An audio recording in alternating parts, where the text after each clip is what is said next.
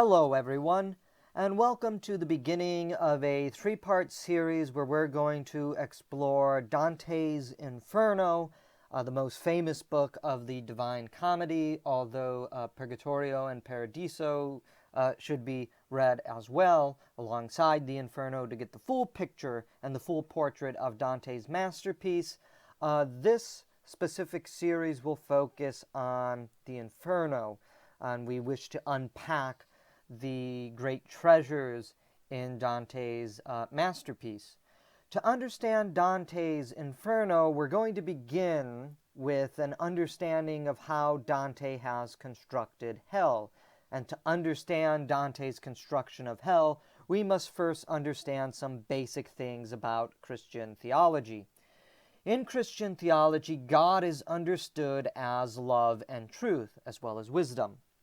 This is important to know when exploring the 9 circles of hell, and especially the separation between the first 4 or 5 circles of hell with the final 4 circles of hell.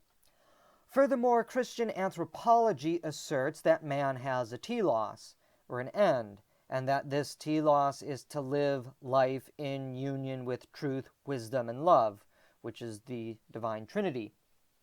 Without knowing truth, which is impossible without reason or wisdom, then one cannot properly love.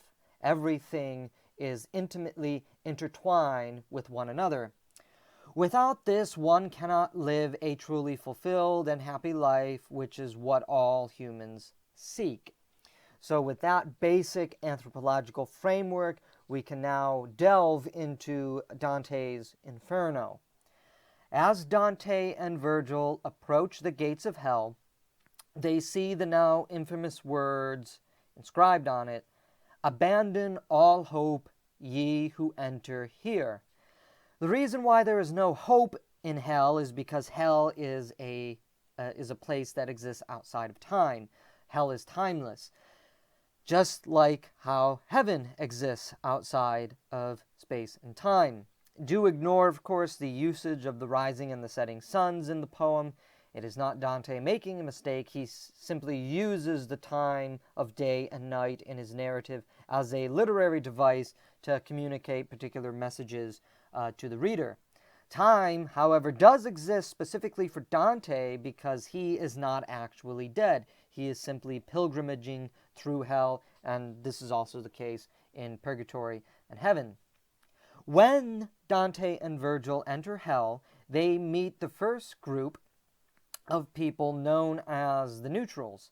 The neutrals are people who did not side with good or evil in their lives or times of crisis, such things which demand action.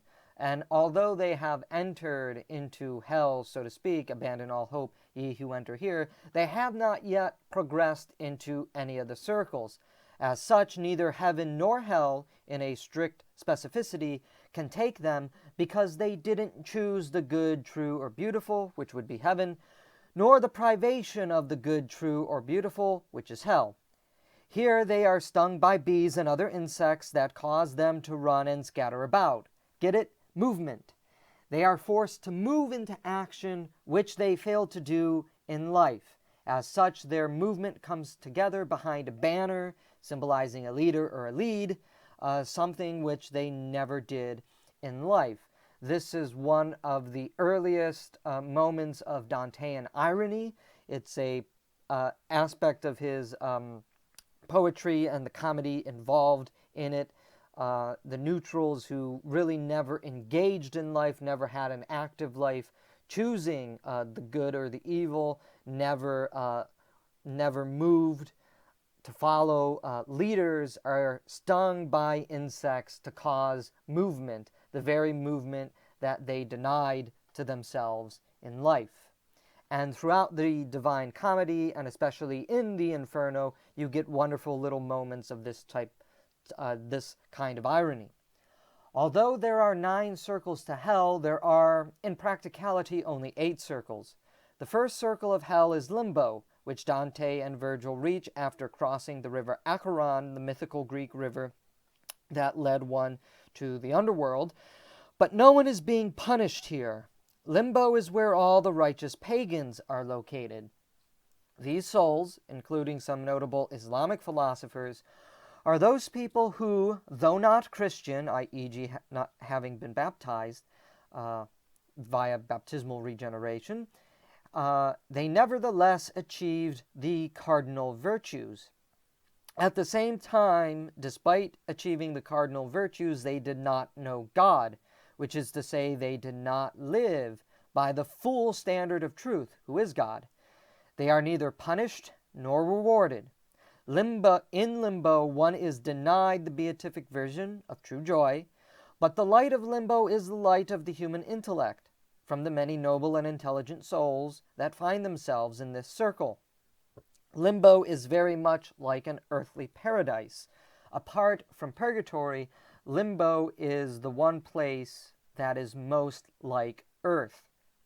Furthermore, as Virgil describes, when Jesus descended into hell, known as the harrowing of hell in the Christian tradition, he brought out of hell all the Old Testament patriarchs and other saints, prophets, and heroes, and ushered them as the first fruit of heaven. Virgil did not know this Christ, so he just simply describes Christ as this powerful figure who came down and took out of limbo the Old Testament saints and prophets and patriarchs. Many of the souls in limbo include famous Greek and Roman poets and philosophers and literary and historical figures. We find Julius Caesar, Aeneas, Ovid, Lucan, Electra, Homer, Hesiod, Socrates, Plato, Aristotle, Cicero, and Seneca, and also some notable Muslim figures, Averroes, Avicenna, and Saladin. These are people who were either intellectually brilliant and sought to live a life in accord with truth, but not knowing the full truth, e.g. the Christian God. They were only able to master the cardinal virtues in life. The cardinal virtues are not enough to bring about eternal joy, which is why these souls are denied eternal joy. But not having directed their loves to wrong things or denied any basic truths of nature, they are also left unpunished. Life in limbo is social. It has vegetation and light. The poets are discussing with one another. It is essentially, as I already said, much like life on earth. It is good but not perfect. There are moments of happiness, but happiness is not enduring.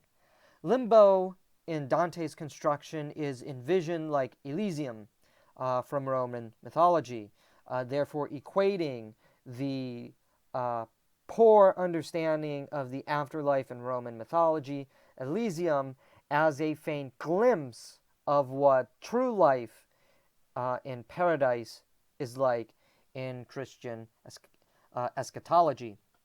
I also want to draw our attention specifically to the nature of limbo. As we already said, it has light and vegetation. The souls here are conversing with each other in peace without violence. Dante describes limbo as a great city with shining light and high walls, a splendid castle, and sweetly flowing waters. As he ends Canto 4, he remarks, as they're beginning their descent into hell, "I come into a place where no light is," which of course presupposes that there should have been light in limbo, which there was. The transformation of light to darkness is an allegory of knowledge and also an allegory of love. Light equals knowledge and love. Darkness equals lack of knowledge and love. And this is also a major allegorical motif in the language and the imagery of the Bible. Lastly, as Dante is entering hell, his face changes complexion, color, to symbolize his movement from light and life to darkness and death. His face grows paler as he descends through the circles of hell. The relating of the circles of hell to differing environments, and ultimately city descriptions, is another one of the levels of allegory that run throughout the Divine Comedy. We'll explore that a little bit in this talk, but we'll focus on those sorts of images and allegory that Dante is creating for us in the latter parts of this series. Dante is also exploring, therefore, the same question Plato explored in the Republic. He is namely asking us, what kind of city do we live in? Dante relates the type of city that we live in based on what kind of loves and truths we hold and reject in life. Therefore, Limbo is the city of the cardinal virtues. The cardinal virtues, again, produce a certain modicum of peace and flourishing, but is ultimately not what human life is eternally destined for. Yet the cardinal virtues are superior to the misdirected love and the denial of truth, which is what the cities in hell exhibit, which we are now heading towards. Moving beyond Limbo, we enter the second circle of hell, where people are finally being punished for sins, and the place where there is no more light. As Dante said, I come into a place where no light is. The second through fifth circles of hell are, therefore, misdirected love. We are falling away from the truth and corrupting love, but we have not yet denied fully truth, which is going to happen inside the walls of the city of Dis. It is important to know that in Christian tradition, and by Christian I am referring here to Catholic, sin is misdirected love, which corresponds with having lived by standards of falseness. Augustine explains this in The Fall of Man, in The City of God, and so does St. Irenaeus in Against the Heresies. It is not so much that the people in hell are being punished per se, but it follows that these people in hell are becoming what they loved in earthly life. By living a life of falsity, humans will be miserable and will not live contented and happy lives. That is, by living by the standards of falseness and misdirected love, man depreciates his nature and his love becomes corrupted. In this sense, everybody in hell has chosen their own punishment. They bring it on to themselves by having become what they loved in their earthly life. That is what all the circles of hell entail. And as it relates specifically to the second through fifth circles, the sinners in these circles, through misdirected love, directed their loves to things that could not ultimately satisfy the human heart and intellect. These souls do not suffer the worst punishments which reside inside the walls of the city of Dis, for at least they loved something, however corrupted that love was. They ultimately loved things that could not be satiated because they misidentified the objects of their love as the summit of love itself.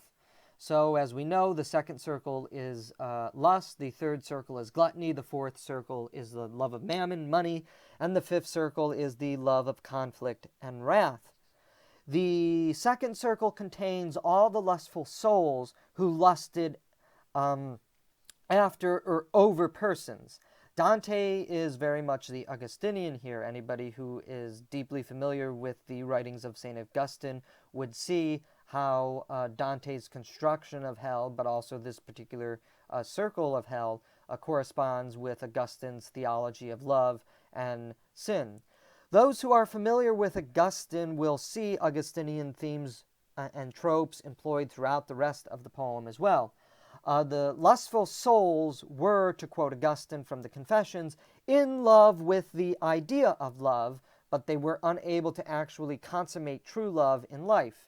That is, they chased after love, but never knew love or how to love, and therefore the love they expressed was misdirected and ultimately a corrupted form of love, which is what we call lust. Rather than loving another human through God, which is the proper order of love according to Christianity, these souls caused great ill to themselves and others through their lustful pursuits of the other as essentially a carnal or bodily object. They were, in effect, otherizing and objectifying other images of God instead of seeing those persons, as images of God, and loving the image by loving God. The second circle, where the souls are also whipped around in an uncontrollable whirlwind, represent allegorically how lustful desire takes control of the soul, and the soul, which is the rational intellect, cannot have any tranquility or peace once it is taken over by the lustful desires of the body. Just as human love, which is not the same as divine love, cannot satisfy the desires of the souls being whipped about in the windstorms are controlled purely by their carnal desires, represented by the wind, which their souls have no ability to control. The message is simple. Your soul has been taken captive by desire, and you are now enslaved to your lustful passions. Rather than the soul ordering desire to the proper objects of love, your desire enslaved your soul, and desire ran amok. The third circle contains the gluttonous souls who deform their nature through their gluttony. In this circle, Dante is unable to make out the souls because of their deformed natures. Again, because gluttony deforms the nature of the human person and the human soul. Furthermore, gluttonous souls cannot enjoy their true nature either, or the true nature of the world, beauty, light, and tranquility, which is allegorically represented by how there is constant darkness, rain, and lack of light, which distorts them and makes them unrecognizable, and the general environment in which they live in is an environment which can never produce light, beauty, or tranquility. Moving on to the fourth circle, we meet the souls who loved greed, or money. Mammon has long been considered the root of all evil, for it represents the debasement of the soul away from transcendent things to material things. And of course, we should see how this is progressing already through the second and the third circles of hell. Carnal lust, a lust or a love after only material bodily things. The third circle, gluttony, lust after material food rather than the true bread of heaven. So Mammon has long been considered the root of evil because it debases the soul away from those transcendent things, i.e. God, and to material things. Dante describes Plutus, the mythical god of wealth in the Greek tradition, as, quote, mankind's arch enemy, end quote. When we enter the fourth circle, the canto opens with gibberish speech. This will become a growing theme as Dante and Virgil descend deeper into hell where truth does not exist, and speech becomes slurred and harder to understand as a result of this lack of truth. And of course, if we go back to the very beginning of Genesis, God creates and God orders and God establishes truth and nature through the speech act. God commanded, and so it was. If you know your Bible well, whenever the prophets or the priests are talking in persona Christi, it's always through speech. Thus saith the Lord, or thus saith the Lord God. It's always truth. Truth comes in Christianity through an act of speech. So as we descend away from truth, it's no surprise that we receive gibberish speech. The souls here are condemned to carry heavy stones in this circle, representing how one's great prize in earthly life, the power of wealth, becomes a burden in the afterlife. What was thought of as one's great possession and instrument of liberation and advancement ultimately enslaves the soul, hence why the souls here are enslaved by their love of wealth and weighed down by stones that correspond with their relative wealth. They have enslaved themselves in this circle of hell because in the earthly life they enslave themselves to the love and pursuit of money. Rather than use their wealth for good, charity, or collective improvement, these souls hoarded their wealth for themselves and were entirely self-absorbed and self-centered. The meaning of this circle is straightforward.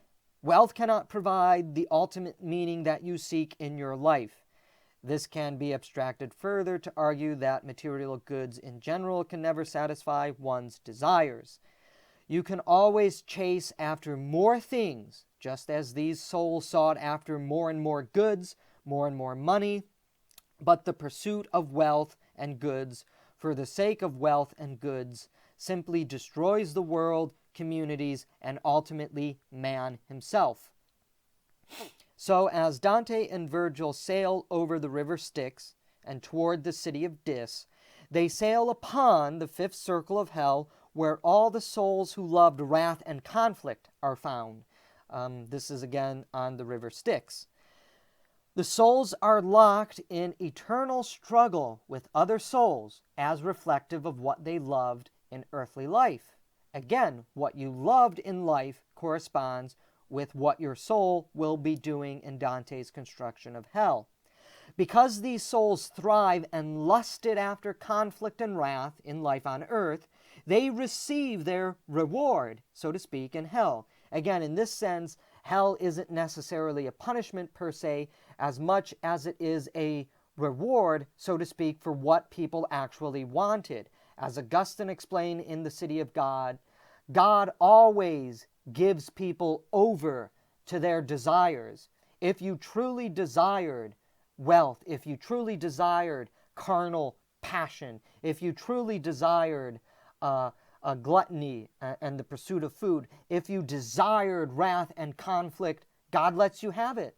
And in letting you have it in earthly life, that earthly life transitions you and prepares you for what your eternal life is going to be.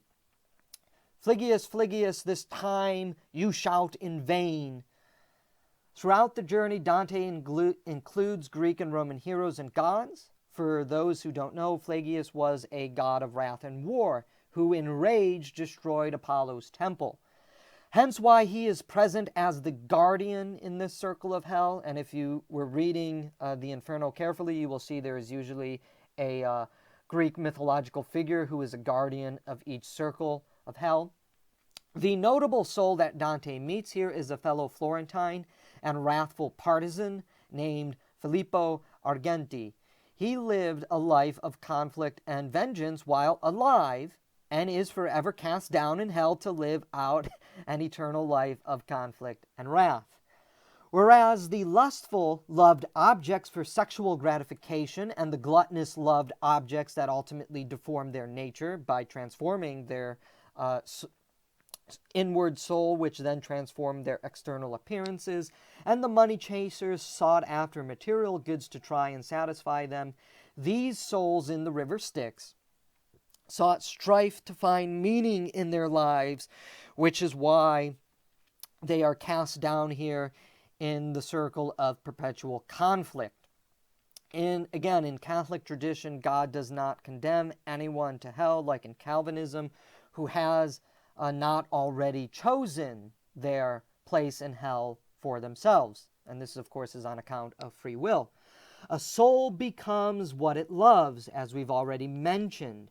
So hell simply corresponds with what one loved in life, and since the soul becomes that in life, and since the soul is immortal, it must go to the state of what it loved in the afterlife. By loving the things themselves, rather than being able to see God through the things these sinners loved, i.e. through sacramentality or sacramentalism, they slowly drifted from the truth and became controlled by their desires alone, disordered passion. And again, when you read the early church commentaries on what happened when Adam and Eve ate of the tree of good of knowledge, it was the disordering of their passions. In Hebrew, the tree of knowledge, tov ra, means disordering of the passions. And so when you're fallen and when you're sinful, you have disordered passions, which is what is represented throughout the second and fifth circles. Something to take note of in Dante's journey is that in his conversations with the people that he converses to in the various circles of hell, they never take responsibility for their actions. They always blame someone else for the choices they made, or they try to rationalize the choices that they made. Francesca de Polenta, perhaps the most famous of Dante's early encounters in the second circle of hell, defends her carnal lust by expressing it in the language of love. An obvious corruption of love, to be sure, but nevertheless, even in her speech, in her conversation with Dante, we see the reality of misdirected love and the excitement of the passions to purely external and objectified things which characterize the second through fifth circles of hell. So as we enter into the sixth and ninth circles of hell, we move away from misdirected love to the willful rejection of truth and nature. Entering the latter half of hell, we transition from sins which were marred by misdirected love to an outright rejection of truth. Heresy is the first layer within the walls of the city of Dis, and heresy is not simply Christian heresy, but heresy to truth itself, which would be an affront to God, since God is truth in Christianity. The circles of hell to be found within the walls of the city of Dis are: the sixth circle is heresy, the seventh circle is violence done to others, self, and God, including the creation. The eighth circle is fraud and non-malevolent betrayal, and the ninth circle is intentional betrayal and treachery. And again, it's important that we see heresy as the beginning circle inside the city of Dis, because it requires a rejection of basic nature and basic truth to then spiral down further into the abyss of the seventh, eighth, and ninth circles of hell. The most notable figure that is found in the sixth circle of hell is Epicurus. Where the other Greek luminaries were in Limbo, the inclusion of Epicurus in this circle of hell is because Epicurus rejected two basic truths that his fellow Greek philosophers knew and tried to live by. That is, Epicurus rejected epistemological truth altogether, i.e. he denied the objective reality of truth, and he also denied the immortality of the soul. Epicurus was one of the first epistemological relativists, or perhaps nihilists, in charging that there was no standard of truth to seek and to live by. Instead, one should just live a life of hedonistic pleasure because humans are just bodies. They have no immortal soul. I want to point out again here one of the great moments of Dantean irony in the Inferno, and indeed the Divine Comedy. The Epicureans, in denying the immortality of the soul and believing everything to be matter, saw the telos of human life as self-centered bodily pleasure before entering the grave. Where are the Epicureans, and where do they all rest? Their immortal souls are entombed in the graves forever, because that is actually what they thought the human would end in, that when we die, we're just entombed in the ground. So where are they placed? In hell. Their immortal souls are entombed forever in graves. What a fitting punishment that is deliciously ironic, all things considered.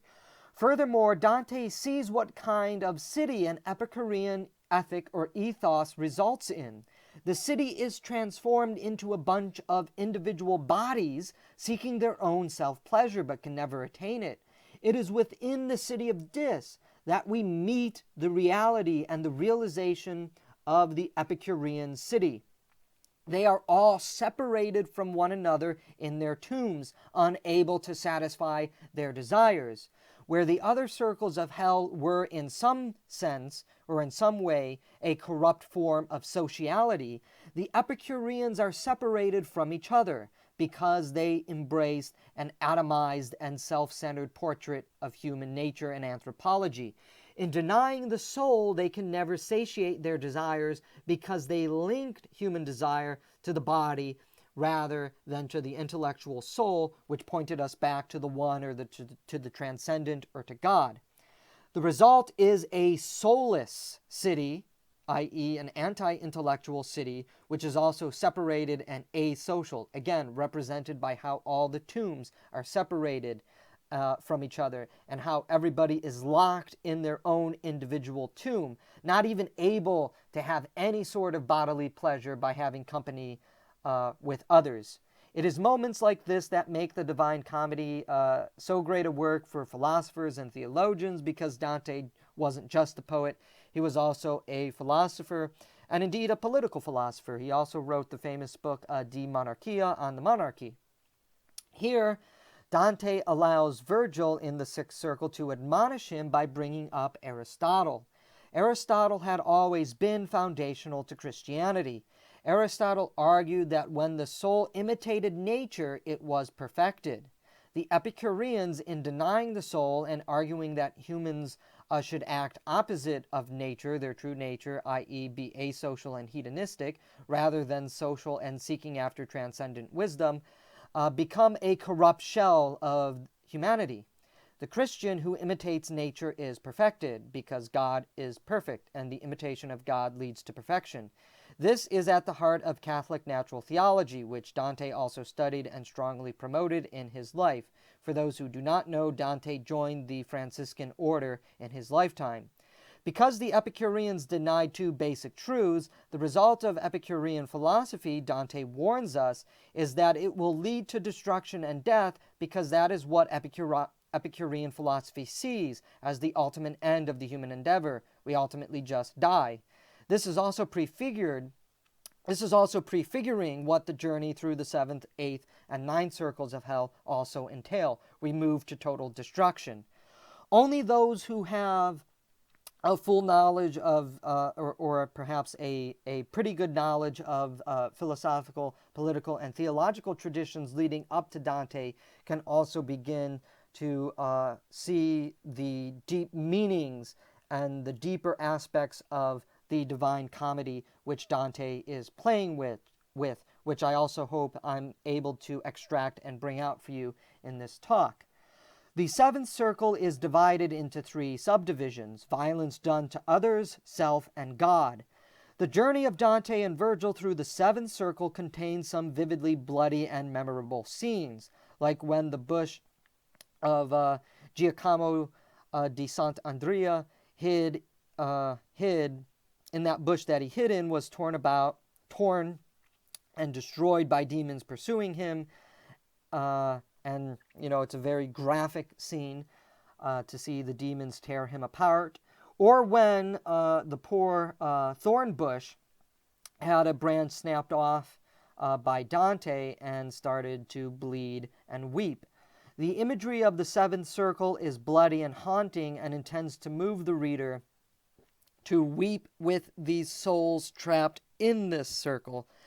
The message being communicated in the seventh circle is that the suicide of man has consequences for the rest of creation. As man leaps to his own death, he brings about the destruction of creation at the same time. I've also had an essay recently published looking at the ecological crisis from a philosophical, aesthetic, and a theological point of view. It was published at Front Porch Republic. I'll leave that linked in the description below so you can read it. But pretty much Dante's Seventh Circle of Hell touches on a lot of the things that I discussed in that essay.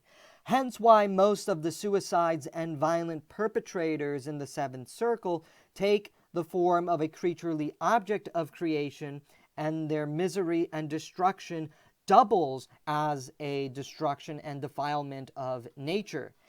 Man is not separate from creation. Man is, in fact, part of creation. The fall and violence of man will have consequences to the created world. This is premised from the Christian reading of the fall of man. Part of the fall of man in Christian tradition is man's estrangement or separation from creation. Hence, man takes a domineering and destructive attitude toward the natural world, which is something beautiful and, when rightly understood, should direct man to God in its beauty and majesty in sacramental form. Here we find nature decrepit, destroyed, and dying in the seventh circle of hell. St. Paul wrote in Romans that creation groans for its restoration, and that it will be restored when the sons of men are glorified, Romans 8:19-21, implying that creation will become majestic and glorified through man's sanctification, because man will have restored his stewarding relation to the created world. Until that day, however, man brings about his own demise, which has the unintended consequence of destroying the natural world too. Thus, violence against self is also violence done against God, because God created you. You are made in the image of God, and God created the cosmos and natural world, which we now destroy because we have rejected God, who is truth. Remember, the 6th through 9th circles is the willful rejection of truth. The 7th circle embodies the rejection of man being made in the image of God. The rejection that all life, human and indeed animal or plant, is sacred and should not be willfully destroyed writ large, and the rejection of God himself through blasphemy is what Dante puts his thumb on in the 7th circle, and in which he discusses in his conversations and through the poetic imagery that he uses. I should note here that Dante is also playing creative games with numerology, as we are approaching the darkest and deepest level of hell, thus getting closest to pure rejection of the good, true, and beautiful. We see a corrupt parody of the Trinity in the 7th circle, with the 3 layers all relating to some sort of rejection of God, who is truth. And of course, the Godhead in the Christian tradition is a Trinity. The transformation of man into plants and other natural objects of the world also reflects the fall of the soul from being a rational and intellectually seeking force, which transforms man from being like God to a vegetable. In Christian anthropology, the soul is rational. It is located in the mind. It's the rational soul. This is also affirmed in the pagan anthropologies. You could read Plato or Aristotle or Cicero. In rejecting the truth and goodness of life, man becomes a beast and vegetable in the process. It is man who was formed in the image of God, which is namely to have a rational soul, to know God, to know the transcendent, the transcendentals. By becoming vegetables and beasts, man rejected their created state of being as an image of God and private their rationality and love to pure id and self-centeredness. The 8th circle of hell has within it the city of Malebolge, and the Bolgias total 10 ditches, an imperfect number that does not match up with the 9 circles of hell, because there can be no symmetry or proportion or order in hell, since hell is imperfect. Also, if you read the cantos of hell, there are 34 cantos, whereas Purgatory and Paradiso, or Paradise, have 33 circles, 33 being a number of perfection, also a number that should immediately invoke the Trinity to us, while 34 is an imperfect number. Within the 8th circle are all the souls who caused division, strife, discord, or were interested only in themselves and didn't live to care for others. They betrayed the love and trust of others because they were only interested in their own self-promotion. Thus we find hypocrites, politicians, sorcerers, and all other people who can broadly be characterized as frauds. The sin of fraudulence represents the continuation of the decline of truth as we're moving through the 9 circles of hell. In this circle, the truth of the trust of others, or false presentation, i.e. not being truthful in how you're presenting yourself, is what is being rejected here and is what the souls have been transformed into. But these truths are not rejected necessarily with the intent to harm others as much as they are representative of one's self-interest and want for self-power. Jason is the most famous representative of this in Greek mythology. Jason, interested in his elevation to kingship, betrayed the love and trust of the princess Hypsipyle, and this was a self-centered fraud, a reflection of the incurvatus in se, the inward curve to the self, that foreshadows and prefigures the more extreme version of self-centered fraud that is contained in the ninth circle of hell. Jason never intentionally, malevolently sought to harm Hypsipyle, but being so absorbed with himself, he rejected the power of love and her trust, and therefore abandoned her. Now, he didn't intend to do this after meeting her, but because his pursuit of self-glory was before his meeting Hypsipyle, Dante places him in the eighth circle of the sort of not intentional destruction of the trust of others. This is important to recognize when reading the Descent into Hell. We started with misdirected love. Now we have the rejection of love. We have the rejection of truth. We have the rejection of trust. With the rejection of love comes the loss of truth. Hell is in fact a loveless place, as Dante and Virgil proceed further through it. No more misdirected love, as was in the second through fifth circles. Only the love of self, which is really no love at all, is now found in the lower rungs of hell. And the love of self leads one to the path of destruction. Narcissus, the quintessential embodiment of self-love, is also found in the eighth circle of hell. The love and want of glory for only oneself also betrays humanity's social, relational, and affectionate or loving nature. And again, if we return back to our entry into the city of Dis, the sixth circle, what was willfully rejected in the heresy? It was humans do not have a social, relational, or affectionate nature. Thus, it's no surprise as we keep descending in hell, as we move closer to the ninth circle, we see even a greater fulfillment of that heresy of the Epicurean philosophy manifesting itself.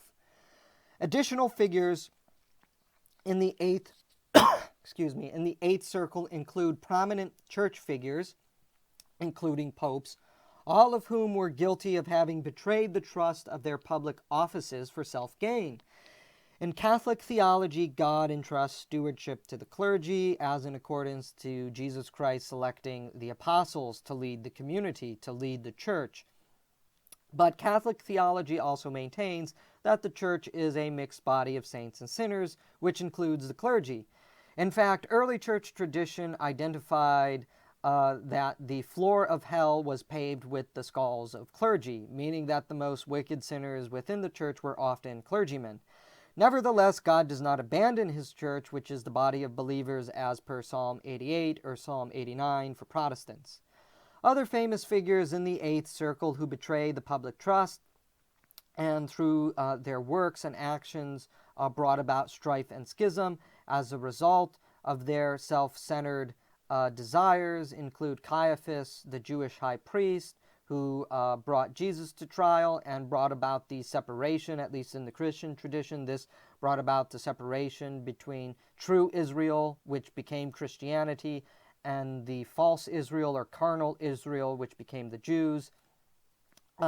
Also concerning Muhammad being placed in the eighth circle, this is because Catholic tradition has always regarded Islam as a sort of heretical form of Christianity. For those who know a little bit about Islamic theology, Jesus is the ultimate prophet, born of the Virgin Mary. He will come again to defeat the forces of evil. He will preside over the final judgment and bring the good into the kingdom of heaven.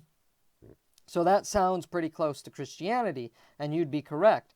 However, Islam denies that Christ is the Logos, denies him as the Son of God, denies him as the Messiah, and instead, what brings happiness is not Christ, but instead the law, the Sharia, instead of uniting with love, wisdom, and truth, which is the Trinity, which Islam also denies. Islam also denies that Jesus really died on the cross.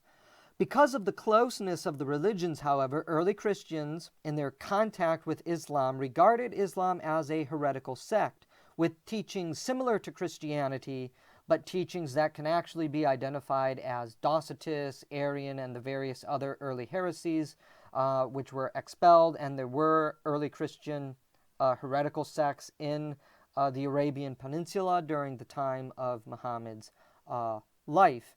And also in the spread of Islam, we see discord being wrought in the conquest of the old Christian centers of learning and centers of land, Alexandria, Cairo, Carthage, Damascus, the Holy Lands, etc.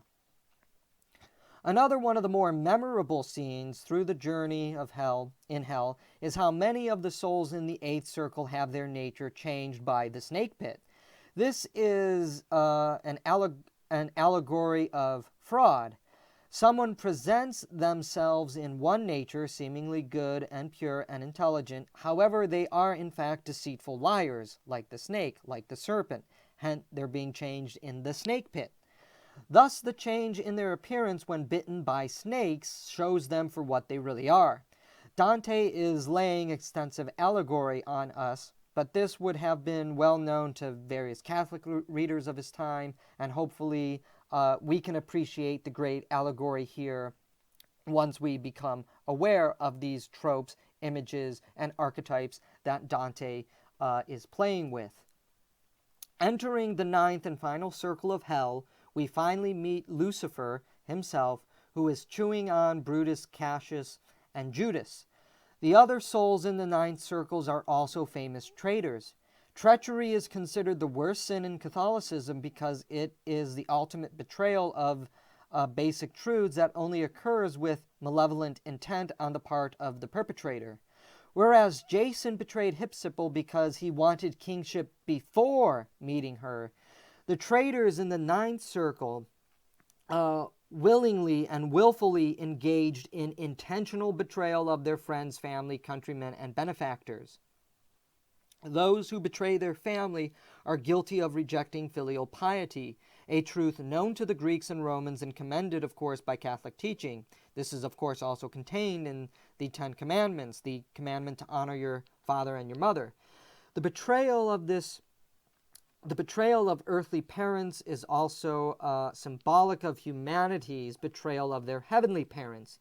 Those who betray their country are guilty of betraying their parents. Why? In classical political thought, and this would have been known to readers in Dante's time, and anybody who has read Cicero would probably know this, your country was conceived like your parent. Patri or fatherland is like your father and mother who nurtured you and raised you, feeding and sustaining you, clothing you, giving you a place to work, call home, and a place of happy rest. How did you repay this self-giving love of your country? By stabbing it in the back. The soldier who opened the gates of Troy to the Greeks is also found here for the sin of treason. Betrayal of earthly parents is also what inevitably leads to the rejection of God as your eternal and transcendent parents. The argument is simple. Family is the center of all life and flourishing. God in the Bible is a father figure who is gathering and fathering children to himself for a great family banquet, which will be in heaven. In rejecting parents, you are rejecting one of the sacraments, marriage, by which God's love, truth, and grace is manifested in the world, the family, which of course can only happen through marriage. It is also the worst rejection of love possible. The rejection of the love of family is the worst rejection of Christian love because, as St. Paul wrote to Timothy, those who do not look after their family members in time of need are, quote, worse than the infidels. That's in 1 Timothy 5:4-8. Finally, we reach the frozen lake where Lucifer is a corrupt parody of the Trinity with his three heads, each representing a different member of the Trinity with the colors of black, yellow, and red, ignorance, impotence, and hatred. Ignorance is the opposite of wisdom, impotence the opposite of omnipotence, and hatred the opposite of love. Each corresponds with one of the persons of the Trinity. Wisdom is Christ, omnipotence is the Father, and love is the Holy Spirit. Traditional Christianity, traditional Catholicism regarded Satan as corrupter. So thus it's not a surprise that Dante presents this reality to us in his depiction of Lucifer in the ninth circle of hell. Judas, Brutus, and Cassius are the three souls being chewed on by Lucifer because for Dante and Latin Christianity, having sprung within the milieu of Roman culture and history, these three souls represented the worst of traitors. They betrayed their benefactor and God, who is the benefactor of all. Judas, of course, betrayed his benefactor, teacher, and God in the flesh, Jesus.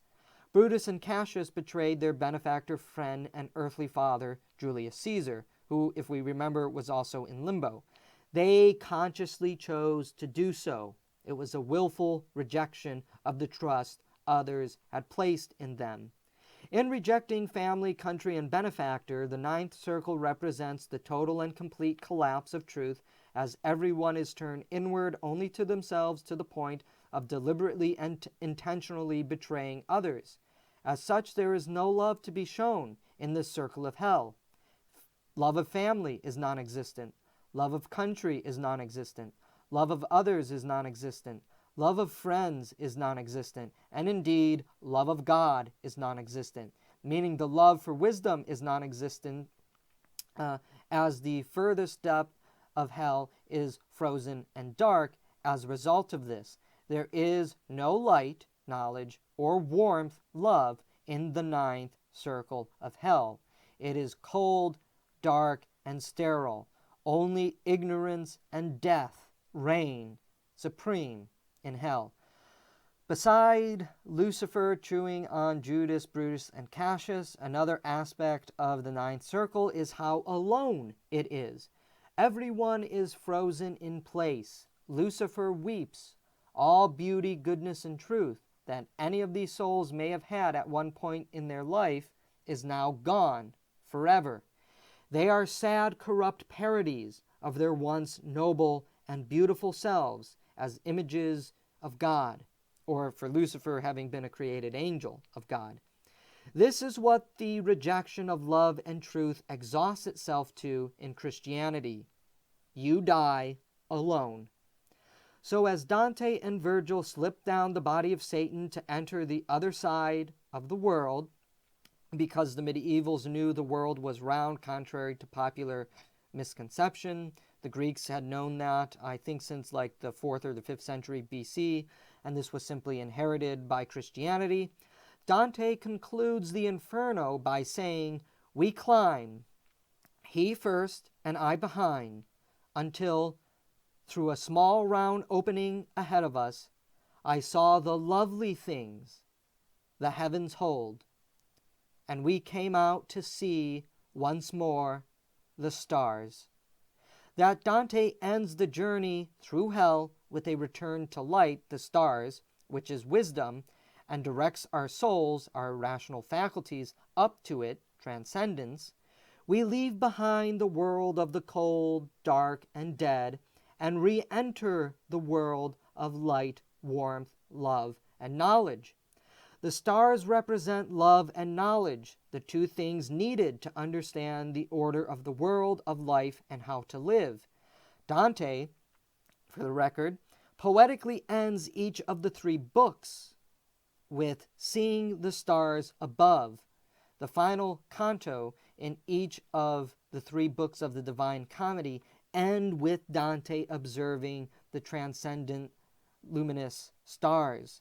An important symbolic image that humans, head erect, as Augustine explained in The City of God, are meant to gaze at, and through that gazing and wonder of the cosmos, through that sacramental reality of the cosmos, humans are awed by the beauty and love that they see, which points the soul, located in the mind, back to God, as Alfred Lord Tennyson said at the end of his great poem In Memoriam. There is one law, love, which the whole creation moves to. And this, again, is something that Tennyson took from Dante. In Dante's presentation of the whole creation, our souls, looking up to the stars, we are moved to God, we are moved to heaven, we are moved to transcendence through this. Hell is understood by Dante as an inverted hierarchy, a parody of the true hierarchy of truth and nature which God created. It is not to be understood literally that there are 9 circles of hell. This is a work of poetic and theological allegory. Nevertheless, the message that Dante is communicating is that the greater the severity of sin, the greater severity of misdirected love, or the greater severity of rejecting truth, i.e. God, these things will transform souls differently, and their corresponding transformation and so-called punishment reflects this.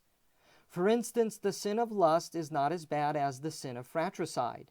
Hell is a place that corresponds with wrongly directed love and rejection of truth, but not everyone is the same. This is basic Catholic theological anthropology. Everyone is unique. As such, each soul receives a unique transformation in what they loved in life, which corresponds with their placement in heaven or hell. In hell, you are what you loved in life. So this wraps up our overview of Dante's construction of hell. I hope this can bring you a greater appreciation of Dante's Inferno if you've read it or perhaps are interested in reading it, or if you want to read it again. Our second part in this series will be exploring the relationship between Dante and Virgil. Thank you.